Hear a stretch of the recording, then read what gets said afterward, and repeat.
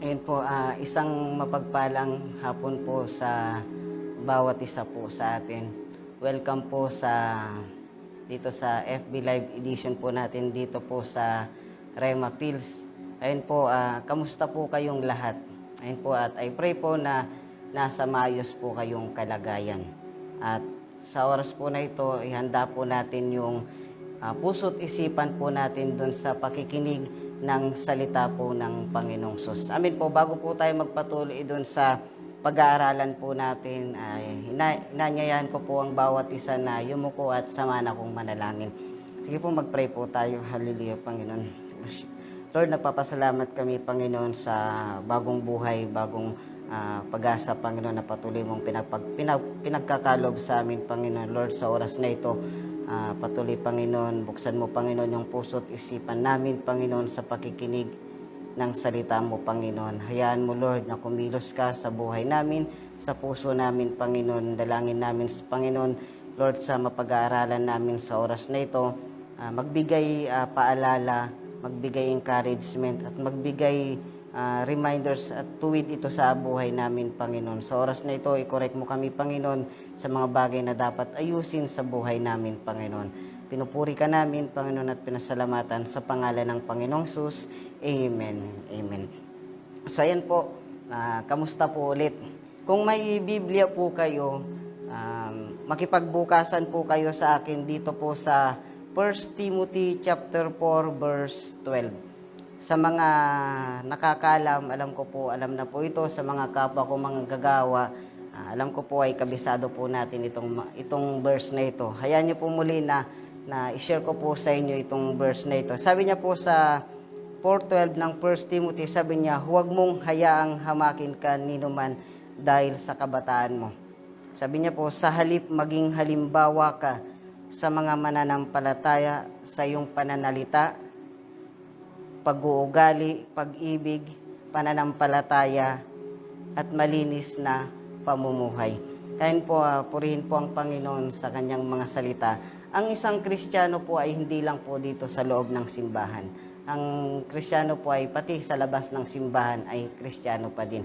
At ang Kristiyano po dapat alam ng mga tao na tayo ay Kristiyano. Hindi po ito itinatago at hindi ito inililihim na tayo ay Kristiyano. Amin po, dapat ulitin ko po, tayong mga Kristiyano, sa lahat ng aspeto ng buhay natin, dapat makita na Kristiyano tayo. Amin po, katulad po nung shinare po ni Pastor Rodel. Pag hindi ko ulitin, sabi niya, hindi lang sa loob ng simbahan na tayo ay Kristiyano, kundi pati sa labas. Alam niyo po yung shinare po ni Pastor Rodel, minsan may mga Kristiyano na pag sa loob ng simbahan mabait, kumbaga nauutusan at magalang. Yung sabi nga ni Pastor Rodelane, nagbi-bless sa mga pastor. Minuto nagbi-bless sa mga pastor. Kumbaga naglilinis doon sa simbahan, nauutusan. Pero pagdating doon sa tahanan, hindi mautusan ng magulang. Ulitin ko, hindi lang dito sa may pakita mo doon sa kapwa mo mananampalataya, Kristiyano ka. Pero kahit hindi mo sila kasama, dapat makita pa rin ay Kristiyano. Amin po. At tingnan niyo po, magbibigay tayo ng halimbawa doon sa mga nakakasalamuhan natin, lalong-lalo na po doon sa tahanan po natin. Kasi pag nakita nila na mayroong pinagbago doon sa buhay natin, minsan magiging concerned sila, ano yung meron doon sa pinasukan ng taong ito, ng anak kong ito. Kasi pag hindi natin pinapakita na Kristiyano tayo sa loob ng simbahan, kahit sabihin natin, kahit mag-share ka doon sa magulang, hindi ka paniniwalaan. Kasi bakit? Hindi nakikita na tayo ay Kristiyano. Ulitin ko, dito sa loob ng simbahan nagbi-bless. Doon sa magulang, hindi nagbi-bless. Amin po. Hindi dapat ganun eh. Dapat sa loob ng simbahan o sa anuman, dapat makita pa rin na tayo ay Kristiyano. Ulitin ko, tayo yung magsiset ng isang halimbawa, ng isang magandang halimbawa na dapat tularan ng mga tao. Alam niyo po, ang napakahalaga sa atin bilang isang Kristiyano, yung karakter po natin. Napakahalaga sa atin yung attitude po natin. Ano yung magiging attitude natin pag wala na tayo, or wala na yung pastor, or wala na yung kapwa manggagawa. ano yung magiging attitude natin? Kristiyano pa ba tayo paglabas ng simbahan o hindi na? Alam nyo, tayo kasi mga Kristiyano, nakatingin po sila sa atin. Kung ano yung magiging aksyon natin. Nakatingin sila sa atin. O sabi natin titignan nila yung pananampalataya kung paano natin mahalin ang Lord. Pero titignan pa rin nila dito yung attitude po natin. Alam niyo po, nung time na hindi pa tayo nakakilala sa Panginoong Sus, nung wala pa tayo sa Lord, siyempre may mga attitude pa rin tayo. May mga attitude na talagang nagagawa natin. Wala namang pumupuna nun eh. Wala naman nagsasabi ng pangit ng ugali mo. Kasi bakit? Hindi tayo Kristiyano. Pero nung tinanggap natin si Kristo, nung pinapasok natin si Kristo sa buhay natin, isa na po tayong bagong nilalang. Sabi nga niya sa 2 Corinthians 5:17, wala na yung dating pagkatao, kundi bago na. Ibig sabihin, nung nandito na si Kristo sa buhay natin, ibig sabihin, namuhay tayo ng katulad ni Kristo. Namuhay tayo dun sa gusto ng Panginoong Sus. Tinanggap natin kung ano yung gusto ng Panginoong Sus at saka kung ano yung ayaw ng Panginoon. Ibig sabihin, iniwan na natin yung dating pagkatao. Tayo ay bago na. Amin po. Kaya nga dapat tayo bilang tayong mga Kristiyano, Christ-like tayo. Ibig sabihin, katulad tayo ni Kristo. Tinutularan natin si Kristo, maging sa salita, sa isip at sa gawa. Mayroon po akong tanong po sa inyo. Sino pong may iniidolo po rito?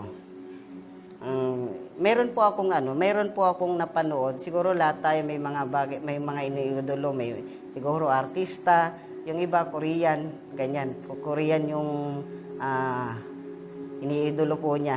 Meron akong napanood, idol po niya yung basketball player na si Curry. Ngayon, itong taong ito, lahat yung uniform, yung short, yung sapatos, binibili po niya ito, nag-e-invest siya. Alam niyo kung magkano yung nagastos po nung taong ito? 40,000. Dahil lang doon sa, kung ano yung meron doon sa idol niya, gusto niya, nasa kanya din. Gusto niya, same sila ng style, parang ganyan. Siguro, inaalam niya kung anong favorite ni Kerry, kung ano yung ayaw ni Kerry, or kung kailan birthday ni Kerry, ganyan. Inaalam niya. Siguro sa atin, may mga bagay din tayong siguro iniidolo. Sabi ko nga po kanina, yung iba, idolo yung Korean. Di ba pag may palabas na Korean, kahit magpupuyat yan, panonoorin niya, tatapusin niya kasi bakit? Gusto niya yun, idol niya yun eh. Siguro, sabi ko nga kanina, inaalam kung anong favorite nung Korean na idol or kailan yung birthday, o kung ano yung style na suot niya, siguro gagayahin niya din. Ayun po, tayong mga Kristiyano, ang sinusundan po natin dito, walang iba kundi ang Panginoong Sus. Si Jesus po ay, nung andito po siya sa lupa at nung umalis na siya, pumunta ng langit, ay nag-iwan siya ng magandang halimbawa na dapat nating tularan. Amin po, na dapat yun din tayo. Yung sabi ko kanina, magbibigay tayo ng halimbawa doon sa mga tao. Tayo yung magsiset ng halimbawa doon sa mga taong nakakasalamuhan natin. Kasi alam nyo po, yung paningin ng mga tao sa atin, nakatingin sa atin. Minsan, oobserbahan nila yung ugali natin, oobserbahan nila yung kilos natin. Minsan, mahirap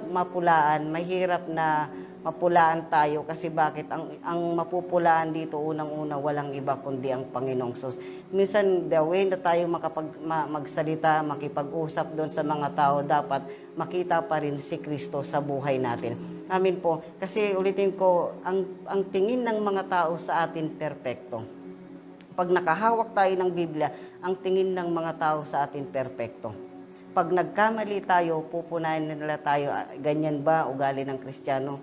Kaya nga, ang buhay natin, buhay ng mga Kristiyano dito sa mundong ito ay maliit lang. Maliit lang. Kaya nga, nag-iingat tayo dun sa lahat ng bagay na ginagawa natin, dun sa kilos natin, lalong-lalo na tayong mga Kristiyano. Yung sabi ko nga po, dapat maipakita natin dun sa mga tao na Kristiyano tayo. Hindi pwedeng napupulaan tayo ng hindi maganda o nakikita nila yung ugali natin pangit. Amin po, dapat maging halimbawa tayo. Sabi niya sa pananalita, sa ugali, maging halimbawa tayo. Yung pananalita natin, kamusta yung pananalita? Baka pag nakipag-usap tayo doon sa mga tao, kung ano-ano na sinasalita po natin. Amin po. Meron po akong kukwento po sa inyo. Merong isang Kristiyano na pumila na makikipag-withdraw. Ngayon na habang pumipila siya kasi mahaba yung pila, may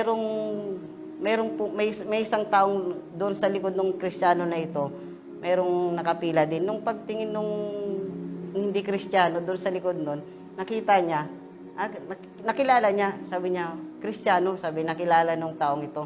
Sabi niya, subukan ko nga tong Kristiyano ito kung anong magiging reaksyon niya. Ngayon, ang ginawa nung hindi Kristiyano, siningitan niya ng pila. Tanong ko po sa inyo, kung kayo po yung nandun sa sitwasyon, anong magiging attitude po natin? Siguro yung iba itutulak. O yung iba siguro pagsasabihan, siguro sasabihin, pumila ka ng maayos. Pumunta ka doon sa likuran. Pero itong Kristiyano na ito, alam nyo, walang reaksyon. Walang reaksyon. Ang sabi niya, matatapos ka din. Makakapag-withdraw ka din. Pero natapos lang. Kumbaga, natapos yung araw na yun na hindi nagreklamo itong Kristiyano na ito. Pero alam nyo, naniniwala po ako na yung sa pinakita nung Kristiyanong ito, sigurado naniniwala ako na hinangaan nung hindi Kristiyano. Kasi bakit? Sinubukan siya. Kaya nga dapat pag nakikipag-usap tayo doon sa mga tao, dapat makita nila gusto ko rin maging Kristiyano kasi bakit? Naipakita natin yung mabuting halimbawa. Hindi yung ayokong maging Kristiyano kasi bakit? The way yung naipapakita natin. Amin po. Ulitin ko, hindi lang sa nakikita ng mga pastor na Kristiyano tayo, ang bait-bait pag andito sa simbahan, hindi makabasag pinggan, pero pagdating wala na yung pastor, wala na yung manggagawa, pag wala nang nakakakita, hindi na Kristiyano. Amin po. Sa totoo silang nakikita ng Panginoong Sus lahat. Wala tayong maililihim sa Kanya. Nakikita man ng pastor o hindi, pero may nakakakita. Si Lord. Hindi ba nasasaktan ng Lord doon sa mga pinapakita nating mali? Nasasaktan siya. Kaya nga, napakaliit lang ng mundo natin dito. Maging mag-ingat tayo doon sa pagsasalita natin. Mag-ingat tayo doon sa nakakasalamuhan natin. Ano yung naipapakita natin pag mayroon tayong nakakasalamuhang unbeliever? Dapat alam nyo, kahit hindi nating sabihin Kristiyano tayo, pero kung the way tayo makipag-usap na maayos, mabuti, maganda, masasabi nila Kristiyano to. Malalaman po nila the way doon sa pananalita lang, ay Kristiyano to. Kasi bakit? Naipapakita natin. Amin po. Alam niyo, ulitin ko, mapupulaan tayo dito. Mahirap mapulaan tayo. Mahirap na yung bang makitaan tayo ng hindi maganda. Ulitin ko, paano natin mawiwin yung isang tao kung doon sa pinapakita natin, hindi tayo nagiging example. Hindi natin na ipapakita yung gustong sabihin or gustong ipahiwatig ng Panginoong Sus doon sa mga tao. Ulitin ko, si Jesus nagpakita ng halimbawa na dapat nating tularan, na dapat ganun din tayo, tutularan natin. Kaya nga, kung ano yung gusto ng Panginoon, kung ano yung ayaw ng Panginoong Sus, tutularan natin. Kasi bakit Kristiyano na tayo, binago na tayo. Hindi pwedeng nananaig pa rin yung ugali natin. Hindi pwede na naghahari pa rin yung ugali po natin. Kasi binago na tayo. Useless ang pagbabago kung nananatili pa rin yung dating pagkatao natin. Sayang lang. Ulitin ko, mawiwin natin yung isang tao. Madadala natin dito sa simbahan yung tao. Yung isang tao kung naipapakita natin. Lalong-lalo na doon sa pamilya natin. Alam nyo, pakita lang natin na maging masipag tayo dito sa simbahan, masipag tayo sa bahay. Alam niyo yung magulang natin, hindi magtatagal madadala dito sa simbahan kasi bakit naipakita natin. Amin po, kailangan lang ipakita natin. Maging masipag dito sa simbahan, maging masipag lang. Baka mamaya pag dito sa simbahan, pag pinagalitan ng pastor, hindi sumasagot, pero pagdating sa bahay, sinasagot yung magulang. Amin po. Dito sa simbahan hindi nagsisinungaling, pero pagdating doon sa bahay nagsisinungaling. Dapat hindi ganun. Makita sa atin yung mabuting halimbawa.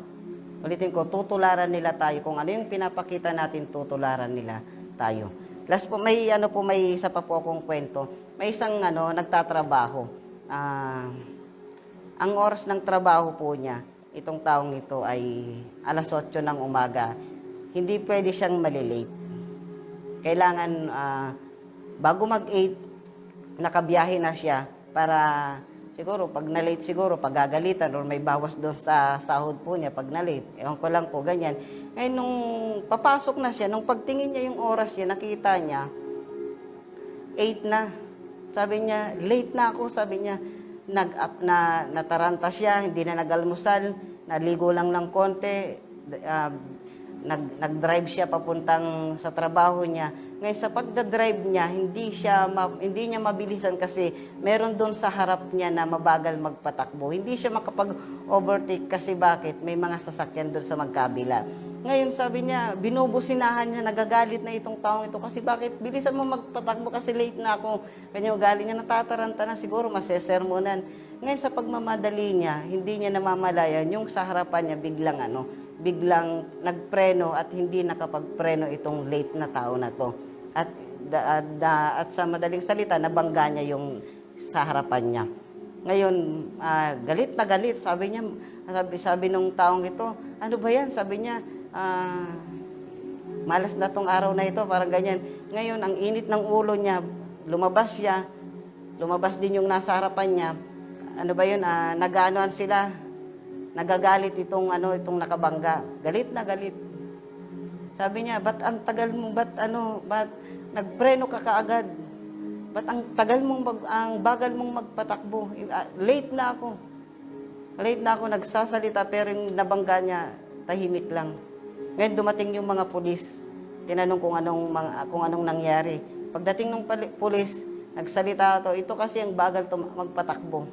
Yan tuloy na bangga ko. Kasalanan niya, parang ganyan. Nagsasalita ng mga hindi maganda, nagsalita ng negative, nagsasalita ganyan ng masasakit, pero yung nabangga niya, tahimik lang. Ngayon, ang ginawa ng pulis, pumunta sila sa presinto.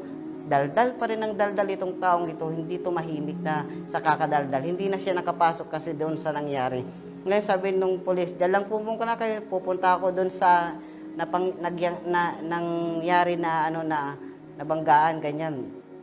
Pagbukas ng pulis doon sa sasakyan ng daldal, meron siyang nakita, meron siyang napansin. At nanlaki yung mata niya. Nung pagbukas ng pulis na ito, meron siyang nakita na I am a Christian doon sa taong nakabangga. I am a Christian. Ako'y isang Kristiyano. Ngayon sinarado ng pulis yung pintuan ng sasakyan, pumunta ulit doon sa presinto. Pagdating ng pulis doon sa presinto, yung nakabangga, daldal pa rin ang daldal, hindi humihinto. Ngayon, sabi ng pulis, nilapitan niya yung tao, sabi niya, wait lang po, tahimik lang po, mayroon po akong itatanong po sa inyo. Sabi ng taong ito, sige, anong tatanong? Kristiyano ka? Sabi ng pulis. Sabi niya, Kristiyano ako. Pero sabi ng pulis, ba't ganyan ka magsalita? Alam niyo, napatigil yung lalaki, napatigil yung tao. Ba't ganyan ka magsalita? Alam niyo, napakahalaga sa atin napakahalaga yung mga lumalabas doon sa mga bibig po natin. At yung mga nilalabas natin, magkakaroon ito ng epekto doon sa mga taong makakakinig at makakakita. Kaya napakahalaga na tayo ay mag-ingat doon sa mga sinasalita po natin. Kristiyano po tayo. Hindi pwedeng nananaig yung dating pag-uugali natin. Binago na tayo, Christ-like na tayo. Susundan natin kung ano yung gusto ng Panginoong Sus. Amin po. Kasi ulitin ko, pag napulaan tayo mga Kristiyano, hindi naman agad-agad tayo mapupulaan kundi yung pinaglilingkuran po natin. Amin po. Kaya mag-ingat tayo doon sa mga sinasabi natin at kinikilos po natin. Binago na tayo ng Panginoong Sus. Amin po, tayo ay binago na ng Panginoon. Dapat wala na sa atin yung ugali na ito, yung mainggitin. Pakitanong nga po yung katabi po ninyo. Mainggitin ka ba? Ano pong sagot?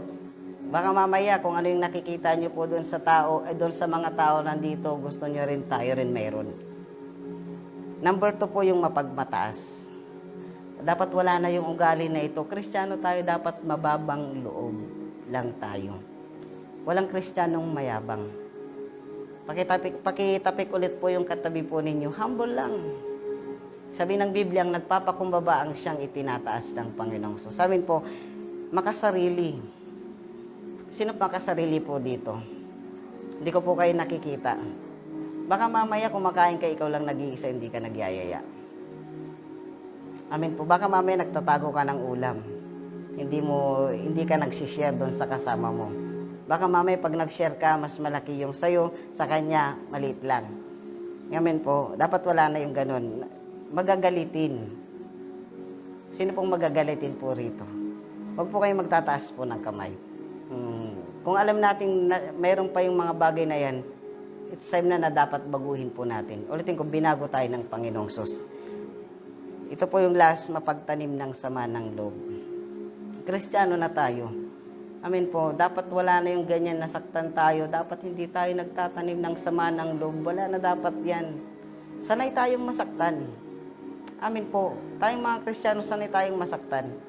Pero dapat hindi tayo nagtatanim ng sama ng loob.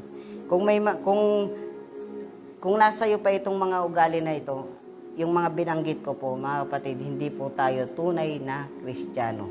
Merong kanta nga po binabago mo ako araw-araw, binabago mo ako araw-araw. Merong tinuro po si Pastor Boy sa amin, training po ito. Hindi ko na po maalala kung anong year, sabi niya yung virtue. Sa mga kapwa ko mga manggagawa ay alam po ito. Ang ibig sabihin po ng virtue po ay kagalang-galang, karespe-respeto at kahanga-hanga. Ulitin ko po, dapat hahangaan ng mga tao yung ugali natin. Dapat makita nila yung tamang ugali sa atin. Kasi bakit? Kristiyano tayo yung magsiset ng magandang halimbawa doon sa mga tao. Or sabi natin mayroon tayong pananampalataya, kung pangit naman ang ugali natin, useless lang. Amen po. Ang magpapatibay doon sa pananampalataya ay yung mabuting ugali. Minsan maraming mga tao na magagaling, ang galing sa Biblia, memorize ang Biblia, ang daming alam, pero pangit ang ugali. Sayang lang.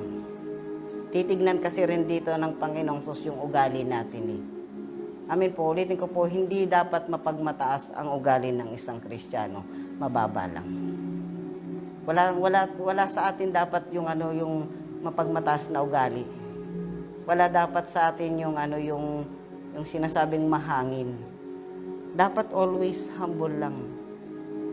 Hindi lalago yung pananampalataya natin pag yung ugali natin nananatili pa rin. Hindi tayo sasamaan ng Panginoong Sus kung pangit yung ugali natin. Amen po.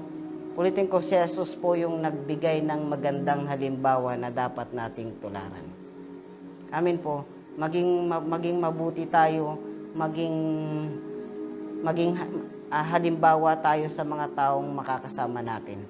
Amen po, sa pananalita, sa isip at sa gawa. Binago tayo ng Panginoong Sus. Amen po. Ulitin ko po, tayong mga Kristiyano ang isang magandang halimbawang tutularan ng mga tao. Yung sinabi ko kanina, ang isang Kristiyano hindi lang sa loob ng simbahan, kundi nasa labas din. Amen po. Nakuha niyo po. Sige po, yun lang po yung may share ko at I pray po na meron po kayong natutunan. Yuko po tayong latas, mag-pray po tayo. Hallelujah. Panginoon, nagpapasalamat kami sa oras na ito. Diyos, Lord, dalangin namin, Panginoon, na baguhin mo, Panginoon, Lord, yung buhay namin. Baguhin mo, Panginoon, yung ugali namin, Panginoon. Gusto namin, Lord, malakaran kung ano yung gusto mo, Panginoon, sa buhay namin. Kaya dalangin namin na patuloy, Panginoon, na ayusin mo, Panginoon, yung buhay ng bawat isa, Panginoon.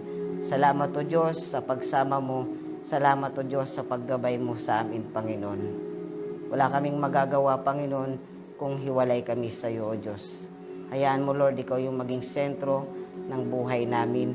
Hayaan mo, Lord, na ikaw yung kumilos sa buhay namin, Panginoon. Pagpalain mo ang bawat isang nanonood, Panginoon. Ingatan mo sila, gabayan mo sila, at proteksyonan mo sila, Panginoon. Salamat, O Diyos. Pinagkakatiwala namin sa iyo lahat ng bagay, lahat sa iyo, Panginoon. Purihin ka, sambahin ka sa pangalan ng Panginoong Hesus. Amen. Amen.